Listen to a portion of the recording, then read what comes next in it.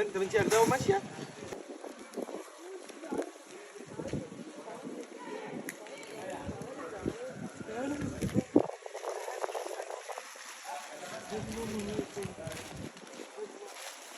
انت بنتي اخدها وماشيه البنت.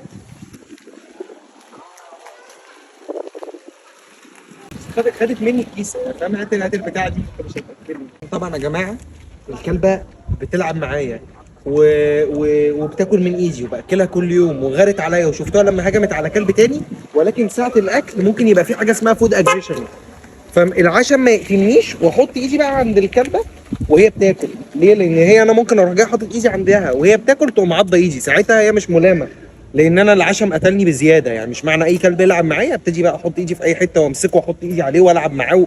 يعني فاهم؟ لازم يكون عندك وسط، مش خوف بس احتراس. يعني ده من الذكاء، وخلي ايه عندك عقل. انت مش مربيه من وهي صغيره وعارف طباعها وكل الكلام ده كله. هي بتحبك عشان انت بتاكلها بس.